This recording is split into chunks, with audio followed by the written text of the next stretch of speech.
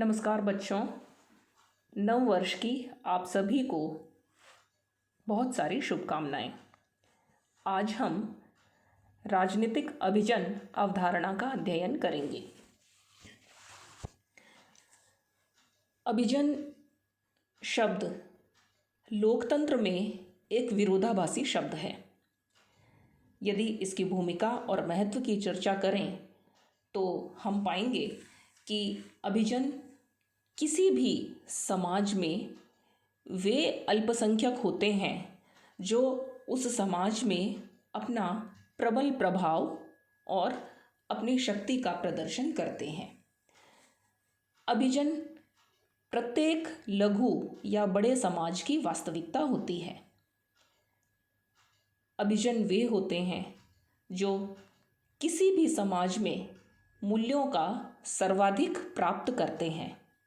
मूल्य जैसे पद, प्रतिष्ठा, पैसा, सम्मान, ये ऐसे मूल्य हैं जिसे प्रत्येक व्यक्ति प्राप्त करना चाहता है, लेकिन वास्तव में समाज में कुछ ही लोग इन्हें प्राप्त कर पाते हैं और अन्य लोग इनसे वंचित रह जाते हैं। तो इसलिए वे लोग जो समाज में सर्वाधिक मूल्य प्राप्त करते हैं वही अभिजन होते हैं और शेष सामान्य जन होते हैं। यदि राजनीतिक सिद्धांत की दृष्टि से बात करें तो यह जानना सदैव ही महत्वपूर्ण होता है कि कौन प्राप्त कर रहा है, क्या प्राप्त कर रहा है, कैसे और कब प्राप्त करता है। वास्तव में कौन क्या, कब और कैसे प्राप्त करता है, यह मूल्यों के वितरण का ही अध्ययन है। और इन मूल्यों को जो सर्वाधिक मात्रा में प्राप्त करने की योग्यता रखता है वही समाज के अभिजन या विशेष जन या श्रेष्ठ जन कहलाते हैं। यद्यपि प्रत्येक काल और प्रत्येक समाज में अभिजनों की उपस्थिति रही है और राजनीति के प्रमुख निर्णय भी यही अभिजन लेते रहे हैं, किंतु अभिजन सिद्धांत का व्यवस्थित प्रतिपादन 19वीं शताब्दी के उत्तरार्ध में ही हुआ है। इसके प्रमुख प्रवक्ता Mosca, Pareto, Michels, Gasset, Lasswell, James Burnham, Dwight Waldo, C Wright Mills इत्यादि विचारक हैं। इन विचारकों ने अभिजन सिद्धांत का गहनता से अध्ययन किया। इन्होंने इतिहास के विभिन्न कालों का अध्ययन करते हुए पाया कि किसी भी प्रकार की राजनीतिक व्यवस्था हो, किसी भी प्रकार का शासन हो, चाहे वह राजतंत्र हो, चाहे वह कुलीन तंत्र हो, चाहे वह लोकतंत्र हो, चाहे वह सैनिक तंत्र हो, प्रत्येक प्रकार की राजनीति में अभिजनों की उपस्थिति एक शाश्वत सत्य है। अभिजनों के स्वरूप के बारे में विचारकों में दो प्रकार के मत प्रचलित हैं। पहला तो परंपरागत अथवा शास्त्रीय अभिजनवादी विचारक हैं और दूसरे अप्रजातांत्रिक अथवा बहुल अभिजनवादी विचारक हैं। जो परंपरागत अभिजनवादी विचारक हैं उन लोगों का यह मानना है कि अभिजन एक वर्ग है और यह प्रत्येक समाज और काल में पाया जाने वाला एक तथ्य है। ये अभिजन वर्ग शब्द का प्रयोग करते हैं और इस वर्ग को एक वचन के रूप में प्रयोग करते हैं। ये मूलतः समाजशास्त्री हैं और अप्रजातांत्रिक विचारधारा के पक्षधर हैं। इनका यह मानना है कि लोकतंत्र एक कपोल कल्पना है। वास्तव में जनता का शासन कभी होता ही नहीं है, हो भी नहीं सकता। हाँ, जनता के लिए शासन जरूर हो सकता है और ये अभिजन वर्ग शासन करते हैं, किंतु जनता के लिए शासन करते हैं।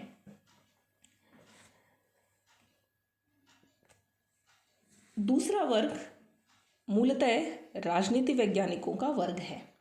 ये अभिजन शब्द का प्रयोग बहुवचन के रूप में करते हैं और ये अभिजन को एक वर्ग नहीं मानते, वरन इनका ये कहना है कि अभिजन का एक स्थायी वर्ग कभी होता ही नहीं है, वरन अभिजन तो एक अवधारणा है जिसमें अनेक व्यक्तियों का आना और जाना लगा रहता है। इस प्रकार से अभिजन सिद्धांत का अध्ययन करने वाले मूलतः समाजशास्त्री और राजनीति वैज्ञानिक हैं और उन्होंने अलग अलग दृष्टिकोण से इस सिद्धांत पर विचार किया है। इस शब्द की उत्पत्ति एलिगेयर शब्द से हुई है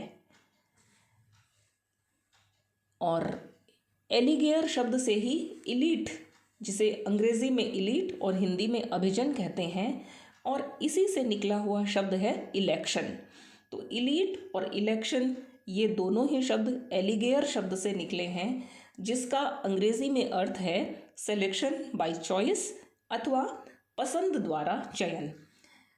इस शब्द की उत्पत्ति के आधार पर ये कहा जा सकता है कि जन सामान्य अपने लिए, अपने राजनीतिक निर्णयों के लिए या अपनी राजनीतिक व्यवस्था को चलाने के लिए अपनी पसंद से कुछ व्यक्तियों का चयन करते हैं, किंतु ये चयन जन सामान्य अपने जैसे सामान्य जन में से नहीं करते, वरन अपने से अधिक श्रेष्ठ लोगों में से ही ये चयन करते हैं।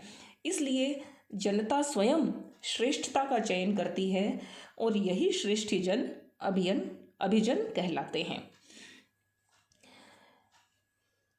अभिजनों की अवधारणा के बारे में जो परंपरागत विचारक हैं, जिनके बारे में अभी अभी हमने ये देखा कि वे अभिजन को मूलतः एक वर्ग मानते हैं और ये एक समाजशास्त्री हैं तथा ये मानते हैं कि अभिजन वर्ग की प्रत्येक काल और प्रत्येक समाज में उपस्थिति रही है।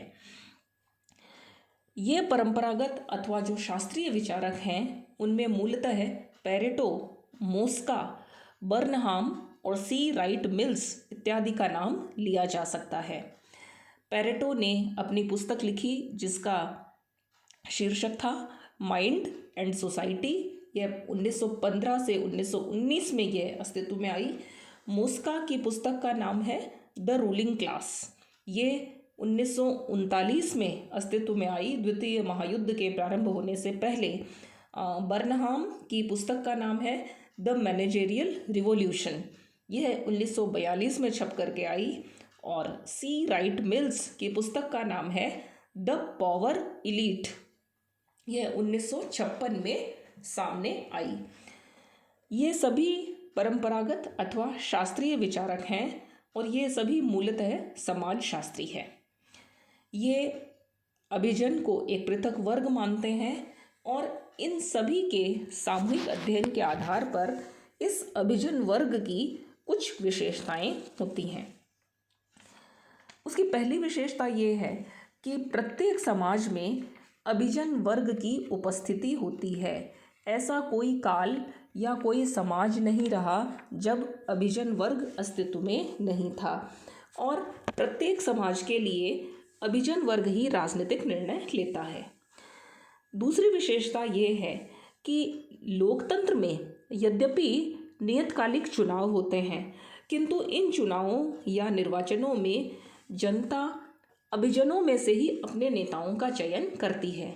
इसलिए ये कहना कि जनता का शासन है यह गलत है, वरन जनता के लिए शासन है यही ठीक हो सकता है। अभिजन अपनी विशिष्ट क्षमताओं के कारण ही अपना प्रभुत्व बनाए रखते हैं। इन विचारकों का ये मानना है कि जन सामान्य की अपेक्षा इन अभिजनों में अनेक प्रकार की विशिष्ट क्षमताएं होती हैं, कुशलताएं होती हैं और अपनी उन्हीं कुशलताओं का प्रयोग वे अपने प्रभुत्व को बनाए रखने में करते हैं। जेम्स मीजल ने इस संदर्भ में 3 स की चर्चा की है, अर्थात कॉन्शियसनेस अथवा समूह चेतना, सुसंबद्धता अथवा कोहेरेंस तथा षड्यंत्र अर्थात कॉन्स्पिरेसी। यहाँ षड्यंत्र का अर्थ अपने निजी स्वार्थों की लगातार पूर्ति करने में है। अर्थात इन विचारकों का ये कहना है कि ये अभिजन वर्ग यह जानता है कि हम सब एक ही वर्ग के लोग हैं और हमें एक दूसरे की सहायता अपने को जीवित रखने के लिए करनी चाहिए। इनमें एक सुसंबद्धता होती है और ये अपने स्वार्थों की पूर्ति के लिए जन सामान्य से छुप कर के प्रयास करते रहते हैं। अभिजन एकता का आधार उनकी सामाजिक पृष्ठभूमि होती है। वे जिस सामाजिक पृष्ठभूमि से आते हैं उसमें कुलीन तंत्रीय तत्व अधिक होते हैं। वे अधिक शिक्षा और ज्ञान की दृष्टि से अधिक समृद्ध होते हैं, पैसे की दृष्टि से अधिक समृद्ध होते हैं और अनेक प्रकार की विशेषताएं इस सामाजिक वर्ग में होती हैं। यही वर्गीय चेतना उनमें शक्ति उत्पन्न करती है और इस शक्ति को वे निरंतर संचय करते रहते हैं। एक बार जब इन्हें शक्ति प्राप्त हो जाती है तब उस शक्ति का निरंतर विस्तार करते हैं और अपने अस्तित्व को बनाए रखते हैं। इनकी एक और विशेषता ये है कि ये अपने उत्तर जीवन अथवा अपने सर्वाइवल के लिए, अपने अस्तित्व की रक्षा के लिए अपने ऊपर पड़ने वाले दबावों के साथ निरंतर समायोजन करते रहते हैं। अर्थात जब जब भी इन अभिजन वर्ग को क्रांति के द्वारा या अन्य प्रकार से हटाने का प्रयास किया जाता है, जन सामान्य में से कोई यदि व्यक्ति ऐसा प्रयास करता है तो वे अपने इस प्रकार के दबावों से लड़ने के लिए पूरी तरह तैयार रहते हैं और इनकी कोशिश ये रहती है कि वे इन बाहरी चुनौतियों का सफलतापूर्वक मुकाबला कर लें। एक और विशेषता इस वर्ग की यह है कि ये अभिजन वर्ग एक बहुत ही छोटा लघु आकार का वर्ग होता है। पूरी जनसंख्या में से मुट्ठी भर लोग ही अभिजन वर्ग में सम्मिलित हो पाते हैं। मोस्का, पैरेटो इत्यादि ये सभी मानना है कि जनसंख्या के दो वर्ग होते हैं, जन सामान्य का वर्ग और अभिजन वर्ग। किंतु मोस्का का ये मानना है कि इन दोनों वर्गों में एक मध्यवर्ती वर्ग भी होता है और यह मध्यवर्ती वर्ग जन सामान्य से थोड़ा ऊपर होता है और अभिजन वर्ग से थोड़ा नीचे होता है। इसी मध्यवर्ती वर्ग से अभिजन वर्ग के लिए भर्ती का कार्य निरंतर किया जाता है। जन सामान्य में से जो लोग श्रेष्ठता का प्रदर्शन करते हैं वे मध्यवर्ती वर्ग में सम्मिलित हो जाते हैं और इसी मध्यवर्ती वर्ग में फिर जो लोग श्रेष्ठ होते हैं वो अभिजन वर्ग में सम्मिलित हो जाते हैं। इन विशेषताओं के साथ ही ये जो शास्त्रीय अभिजनवादी विचारक हैं इन्होंने विभिन्न दृष्टिकोणों से अभिजन सिद्धांत का अध्ययन किया है और ये जो दृष्टिकोण है ये 4 प्रमुख दृष्टिकोण हैं जिनका अध्ययन अभी हम करेंगे। पहला तो है संगठनात्मक दृष्टिकोण, जिसका प्रतिपादन मोस्का और मिचेल्स ने किया है। दूसरा है मनोवैज्ञानिक दृष्टिकोण, जिसका प्रतिपादन पैरेटो ने किया है। तीसरा है अर्थशास्त्रीय दृष्टिकोण, जिसका प्रतिपादन बर्नहाम ने किया है। और चौथा है संस्थागत दृष्टिकोण, जिसका प्रतिपादन सी राइट मिल्स ने किया है।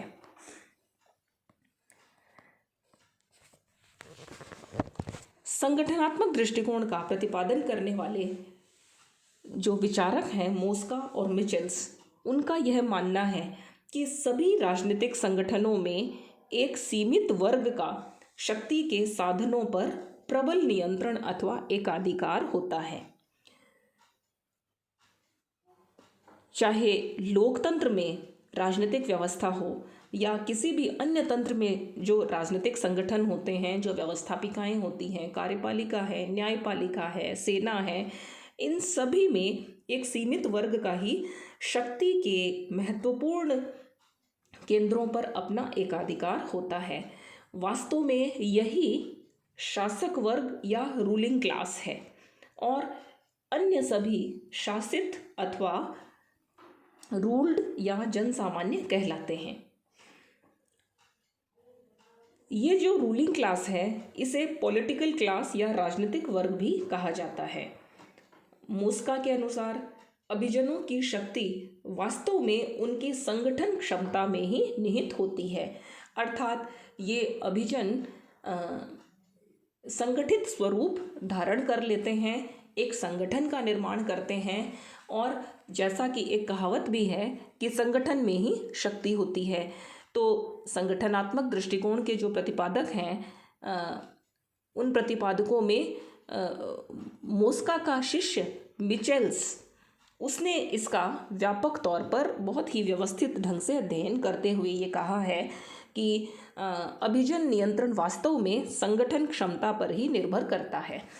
और वह बताता है कि संगठनात्मक योग्यता केवल शक्ति ही प्रदान नहीं करती, वरन स्वयं अभिजन वर्ग को भी अस्तित्व में ला देती है।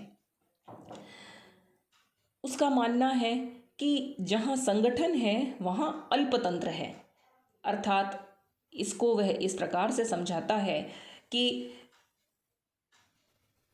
जो व्यापक संगठन है वह एक विशेषता का प्रतीक है, अर्थात किसी भी उद्देश्य को प्राप्त करने के लिए जन सामान्य संगठनों का निर्माण करते हैं।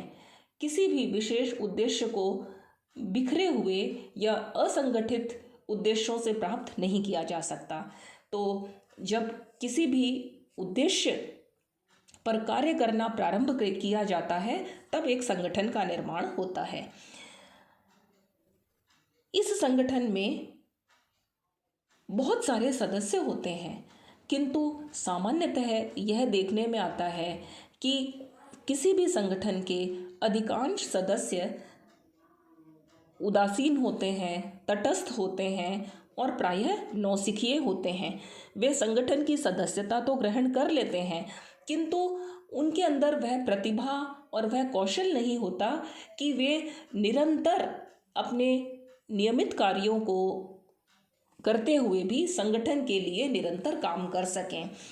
इसलिए इन संगठनों के उद्देश्यों को प्राप्त करने के लिए कुछ लोग स्वतः ही नेतृत्व की स्थिति में आ जाते हैं। वे संगठन के लिए निरंतर कार्य करते हैं, संगठन के उद्देश्यों के प्रति समर्पित रहते हैं और इस प्रकार से निरंतर कार्य करते हुए और जनता का और संगठन के सदस्यों का समर्थन और सहयोग प्राप्त करते हैं। इस प्रकार प्राप्त किए गए समर्थन से उनकी शक्ति और अधिक महत्वपूर्ण हो जाती है। इस तरह से अपनी निजी योग्यता तथा संगठन के समर्थन से वे शक्ति के केंद्र बन जाते हैं और वे अपनी शक्ति और अपने अनुशासन को, अपने नेतृत्व को बनाए रखने के लिए विभिन्न तकनीकों का प्रयोग करते हैं। वे चाहते हैं कि उनके निर्णयों का संगठन के सदस्य अनुपालन करें, आज्ञा पालन करें और अनुशासन बना रहे। इस प्रकार से कालांतर में ऐसा होता है कि संगठन के जो मूल उद्देश्य हैं वो शायद नेपथ्य में चले जा सकें और संगठनात्मक अनुशासन और संगठन ही प्रमुख रूप से हावी हो जाता है। इस प्रकार से किसी भी संगठन में नेतृत्व उत्पन्न हो जाता है और नेतृत्व ही शक्ति का उत्पादन करता है। ये जो नेता लोग होते हैं, ये जो नेतृत्व करने वाले विशेष अभिजन होते हैं, वे दल के वित्त पर नियंत्रण कर लेते हैं। इनके माध्यम से दलीय सूचनाओं का आदान प्रदान होता है। वे संचार के साधनों पर नियंत्रण कर लेते हैं और इन्हीं के मुंह से निकली हुई बात को संगठन की बात स्वीकार कर लिया जाता है। इनका मुख्य उद्देश्य संगठन में स्थायित्व और स्थिरता लाना तथा सदस्यों की निष्ठा बनाए रखने वाला हो जाता है। इस प्रकार से संगठनात्मक सिद्धांत के विचारकों का मानना है और मुख्यतः मिचेल्स का यह मानना है कि यही अल्पतंत्र का लौह नियम या आयरन लॉ ऑफ ओलिगार्की कहलाता है। अल्पतंत्र के लौह नियम का अर्थ यही है कि हम चाहे कितनी ही लोकतंत्र की बात कर लें, हम चाहे किसी भी प्रकार के शासन की बात कर लें, लेकिन शासन संगठन को उत्पन्न करता है और संगठन अभिजन वर्ग को स्वतः उत्पन्न कर देता है। यह एक ऐसा कठोर सिद्धांत है जिसका कोई भी अपवाद नहीं है। यह निरंतर निरपवाद चलने वाला सिद्धांत है। इसलिए संगठनात्मक दृष्टिकोण के विचारकों का ये कहना है कि मुख्य रूप से अभिजन वर्ग को उत्पन्न करने वाला जो तत्व है वो संगठन ही है। ये संगठनात्मक कारक बाद में मनोवैज्ञानिक कारकों को उत्पन्न करते हैं, क्योंकि विशाल जन सामान्य अपनी उदासीनता के कारण बहुसंख्यक हो जाता है और जो सक्रिय और क्षमता संपन्न अल्पसंख्यक वर्ग है वो अपने विशेष गुणों के कारण सक्रिय होकर के संगठन में अपनी महत्वपूर्ण स्थिति प्राप्त कर लेता है। यहाँ तक कि लोकतंत्रों में भी विभिन्न प्रतियोगी दल अपना अपना अल्पतंत्र विकसित कर लेते हैं। मिचेल्स ने अपनी अवधारणाओं का प्रतिपादन करने के लिए विभिन्न राजनीतिक दलों का, विभिन्न सेना के बड़े बड़े संगठनों का और जर्मन जनवादी पार्टी का अध्ययन करके ये निष्कर्ष निकाला कि किसी भी देश और किसी भी समाज के जितने जटिल संगठन होते हैं उन संगठनों में नेतृत्व उतना ही केंद्रीकृत और सीमित होता है। जो दूसरा दृष्टिकोण है इसी शास्त्रीय परंपरा में वो है मनोवैज्ञानिक दृष्टिकोण और इसके प्रतिपादक हैं पेरेटो। पेरेटो ने प्राकृतिक मानवीय असमानताओं के आधार पर मानव समाज को दो वर्गों में विभाजित किया। पहला अभिजनेतर वर्ग या जन सामान्य या जनता और दूसरा है अभिजन वर्ग। पेरेटो ये मानना है कि मनुष्यों के भीतर जो मूलभूत योग्यताएं और गुण होते हैं उन्हीं गुणों और योग्यताओं के आधार पर जनता के बीच में दो वर्गों का निर्माण हो जाता है। ये जो अभिजन है ये अभिजन भी दो प्रकार के होते हैं। किसी भी समाज में जो राजनीतिक निर्णय लेते हैं या राजनीतिक के केंद्र में होते हैं वे गवर्निंग इलीट या शासक अभिजन कहलाते हैं। समाज के जो अन्य महत्वपूर्ण व्यवस्थाएं हैं जैसे संस्कृति है, धर्म है, अर्थव्यवस्था है, समाज व्यवस्था है, कला है, शिक्षा है, संगीत है, इन सभी क्षेत्रों में भी श्रेष्ठ व्यक्ति जो होते हैं वे अभिजन कहलाते हैं और वे अपने विशेष पद और प्रभाव का प्रयोग करते हैं। सिनेमा के क्षेत्र में, नाटक के क्षेत्र में हम देखते हैं कि विभिन्न समाजों में जो महानायक या जो नायक होते हैं वे विशेष प्रकार के अभिजन बन जाते हैं। ये अशासक या नॉन गवर्निंग इलीट्स कहलाते हैं। इस प्रकार से अभिजनेतर और अभिजनों के बीच में विभाजन का जो मूल आधार है वो व्यक्तियों की, उसकी बुद्धि, उनकी क्षमताएं, गणित, संगीत इत्यादि में उनकी योग्यता, उनकी रुचियां, उनके चारित्रिक श्रेष्ठता, राजनीतिक और सामाजिक प्रभाव इत्यादि महत्वपूर्ण होते हैं और लोकतंत्र के भीतर ही वे एक प्रकार के कुलीन तंत्र का निर्माण कर लेते हैं। पेरेटो ने मार्क्स का मुंह तोड़ जवाब देने के लिए ही व्यापक अभिजन सिद्धांत का निर्माण किया था, जहां मार्क्स का यह मानना था कि समाज में सर्वहारा वर्ग का ही शासन होना चाहिए और जो पूंजीवादी तत्व हैं जो कि सभी साधनों पर एकाधिकार कर लेते हैं वो ही शोषण के मूल कर्ता होते हैं, इसलिए उन्हें समाप्त कर दिया जाना चाहिए।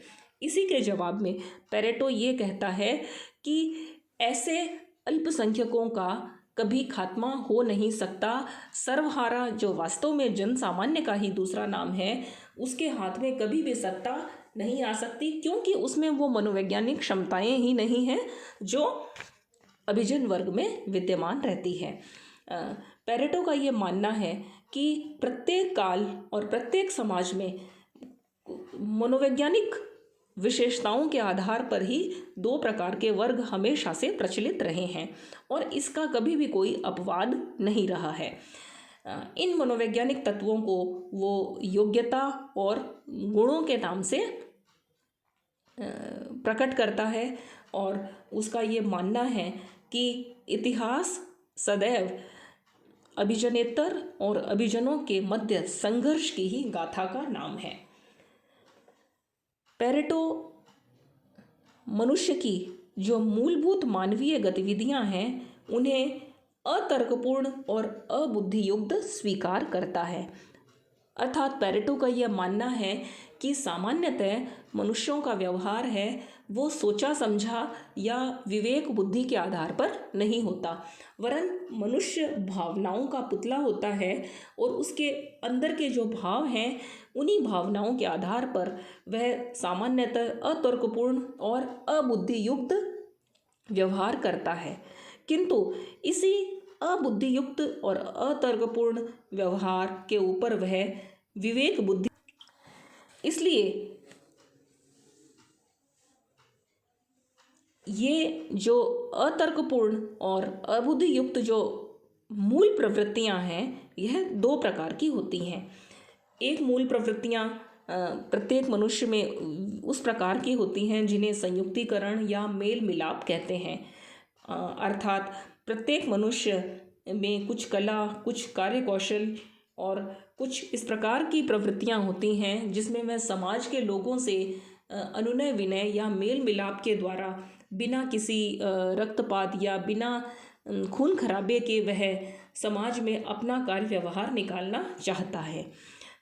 इसे संयुक्तिकरण की या मेल करने की प्रवृत्ति कहते हैं। यह मनुष्य में, प्रत्येक मनुष्य में विद्यमान होती है। और लोगों में या व्यक्ति में दूसरे प्रकार की जो मूल प्रवृत्ति होती है वो स्थिरता की, स्थायित्व की और सुस्थायित्व की चाह की प्रवृत्तियां होती हैं। अर्थात प्रत्येक व्यक्ति अपने जीवन में स्थायित्व चाहता है, अनुशासन चाहता है और स्थिर जीवन जीना चाहता है। इस प्रकार से यदि मैकियावेली की भाषा में बात करें तो पैरेटो ये कहता है कि मैकियावेली की भाषा में प्रथम प्रकार की जो प्रवृत्तियां हैं उन्हें लोमड़ियों की प्रवृत्तियां कह सकते हैं और जो दूसरे प्रकार की प्रवृत्तियां हैं वो शेर की प्रवृत्ति कह सकते हैं। लोमड़ियों की प्रवृत्ति में मनुष्य सामान्यतः अनुनय विनय के द्वारा अपना काम निकाल लेते हैं और जो शेर की प्रवृत्तियां हैं वे अनुनय विनय या कला और चातुर्य और चतुराई उनमें नहीं होती, किंतु वे शक्ति का प्रयोग करके अपना काम निकाल लेते हैं। कुछ लोगों में शेर की प्रवृत्तियां बलशाली होती हैं और कुछ लोगों में लोमड़ियों की प्रवृत्तियां बलशाली होती हैं। पैरेटो यह मानता है कि शासक अभिजन में कौन से मूल प्रवृत्ति विद्यमान है इसका अध्ययन किया जाना चाहिए, क्योंकि शासकों में जिन प्रवृत्तियों की प्रबलता होगी वैसी ही शासन की शैली भी विकसित हो जाएगी।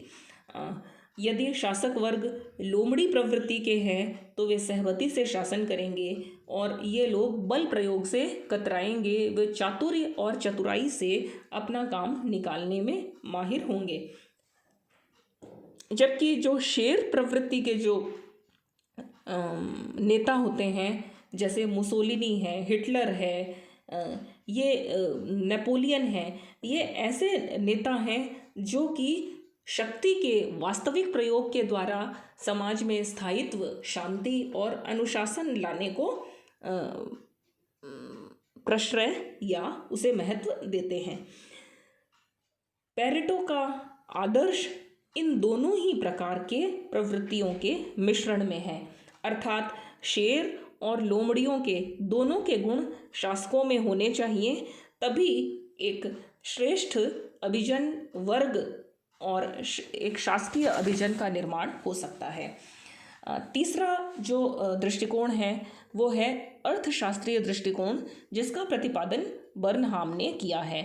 बर्नहाम अपने विचारों में मार्क्सवादी और अभिजनवादी विचारों का मिश्रण करता है और वो ये कहता है कि 20वीं शताब्दी और 19वीं शताब्दी के अंत से पूंजीवाद पतन की ओर चल पड़ा है और अब पूंजीपति उद्योगों के कानूनी स्वामी मात्र रह गए हैं। 20वीं शताब्दी का जो औद्योगिक समाज है वो वास्तव में आर्थिक और राजनीतिक दृष्टि से प्रबंधकीय अभिजन द्वारा संचालित होगा। इसका कारण ये है कि पूंजीपति के हाथ में पूंजी तो रहेगी, किंतु उस पूंजी के द्वारा जिन उद्योगों का संचालन किया जाएगा वे उद्योग तकनीकी विशेषज्ञता और प्रशिक्षण के कारण ही संचालित हो पाएंगे। इसलिए जो प्रबंधकीय वर्ग तकनीकी विशेषज्ञता और प्रशिक्षण प्राप्त होगा शक्ति का वास्तविक केंद्रीकरण उसी प्रबंधकीय वर्ग के हाथों में होगा। और इसीलिए बर्नहाम का ये मानना है कि इस तकनीकी विशेषज्ञता और प्रशिक्षण की आवश्यकता के कारण ही भविष्य में मार्क्स के सपने का वर्ग विहीन समतावादी समाज की स्थापना नहीं हो पाएगी। रूस में जो बोल्शेविक क्रांति हुई थी उसकी जो असफलता है वो इसका प्रत्यक्ष प्रमाण है। इसलिए बर्नहाम का ये कहना है कि अर्थशास्त्रीय दृष्टिकोण से प्रबंधकीय अभिजन सर्वाधिक लाभ की स्थिति में होगा और पूंजी के वास्तविक मालिक जो कि पूंजीपति वर्ग है, जो कि वास्तविक आर्थिक वर्ग है, उसके हाथ से सत्ता निकल जाएगी। और यदि शासन के क्षेत्र में बात करें तो इसका प्रतिरूप नौकरशाही होगा। इसलिए यह आर्थिक और राजनीतिक दोनों तत्वों का मिश्रण करता है। मार्क्सवादी और अभिजनवादी दोनों तत्वों का मिश्रण करते हुए नए अर्थशास्त्रीय दृष्टिकोण की बात करता है और तकनीकी समाज की विशेषज्ञता पर बल देता है। जो चौथा दृष्टिकोण है इसी शास्त्रीय परंपरा में वो है संस्थागत दृष्टिकोण। इसके प्रतिपादक हैं सी राइट मिल्स। सी राइट मिल्स ने शासक वर्ग शब्द को मूल्य भारित शब्द माना है। मिल्स ये कहता है कि शासक शब्द जो है वो एक राजनीतिक मूल्य को दर्शाता है और जो वर्ग शब्द है वो अर्थशास्त्र और समाजशास्त्रीय शब्द है। इसलिए वह इन दोनों ही शासक वर्ग इन दोनों ही शब्दों का त्याग कर देता है और वह एक नए शब्द की निर्मिति करता है और वो है शक्ति अभिजन या पावर इलीट। शक्ति शब्द में वह आर्थिक, राजनीतिक, सामाजिक और सैनिक अवधारणाओं को मिलाकर के शक्ति अभिजन शब्द गढ़ता है। मिल्स ने अभिजन नियंत्रण को व्यापक संस्थाओं के समुच्चय पर आधारित बताया है। मिल का ये मानना है कि सेना, बड़े बड़े निगम, राजनीतिक कार्यपालिका, व्यवस्थापिकाएं आदि वास्तविक जो संस्थाएं हैं, इन संस्थाओं या इन संरचनाओं से ही अभिजनों का निर्माण होता है। इन विभिन्न संस्थाओं में जो लोग इन संस्थात्मक शक्तियों का प्रयोग करते हैं वास्तव में वही अभिजन होते हैं। और इस विचार को संस्तरीकरण सिद्धांत या स्ट्रेटिफिकेशन थ्योरी भी कहा जाता है। इसका अर्थ यह है कि विभिन्न राजनीतिक व्यवस्थाओं में विभिन्न स्तरों पर विभिन्न संस्थाएं होती हैं।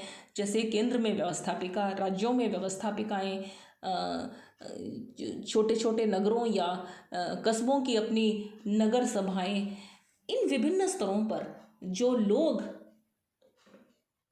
इन संस्थाओं में काम करते हैं वे एक दूसरे के साथ संस्थात्मक रूप से जुड़े होते हैं। इनमें गहराई से आपस में तारतम्यता और सुसंबंध होता है और इस प्रकार से पद सोपानीय अभिजनों का निर्माण होता है।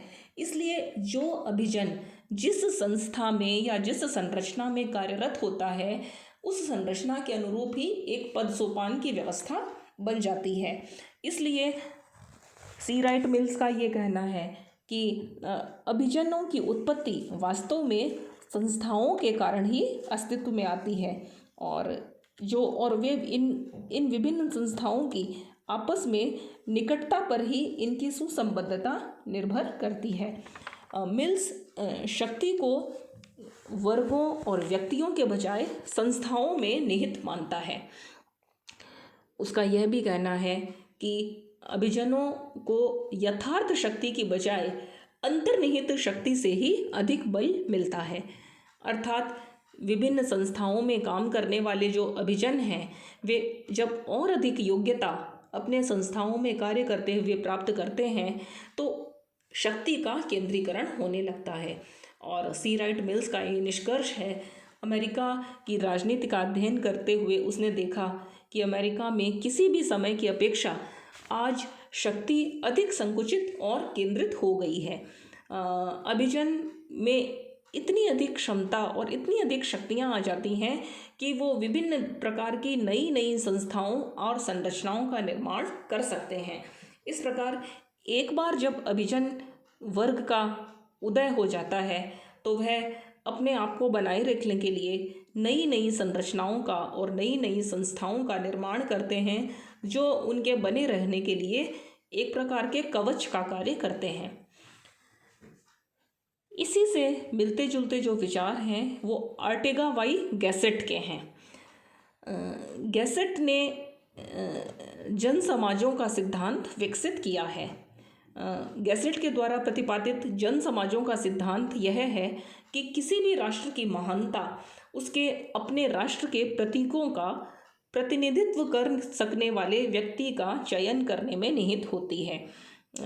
इसका अर्थ यह है कि किसी भी देश में जनता उन व्यक्तियों को अपने नेताओं के रूप में देखना पसंद करती है जो अपने राष्ट्र के प्रतीकों का सर्वाधिक प्रतिनिधित्व कर सकते हैं।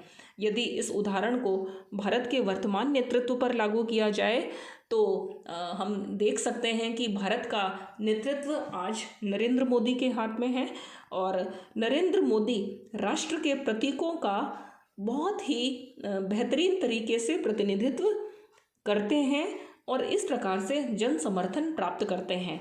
और जब वे राष्ट्रीय प्रतीकों का अधिकाधिक प्रतीक बनते जाते हैं उतना ही जनता उनके हाथ में शक्तियां समर्पित करना पसंद करती है और इस तरह से जन समाजों का निर्माण होता है।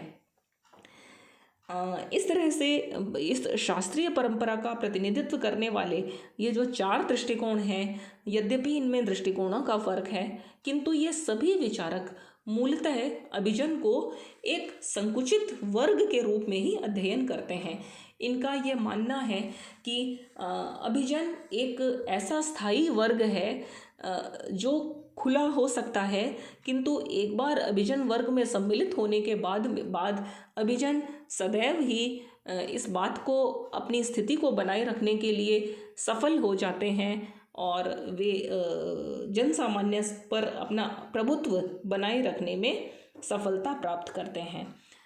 दूसरे प्रकार के जो विचारक हैं वो बहुल अभिजनवादी विचारक हैं। वे मूलतः राजनीति वैज्ञानिक हैं और इन्होंने परंपरागत और संकुचित अभिजनवादी धारणा के विपरीत बहुल अभिजनवादी दृष्टिकोण से विचार किया है, जिसका अध्ययन हम अगले वीडियो में करेंगे।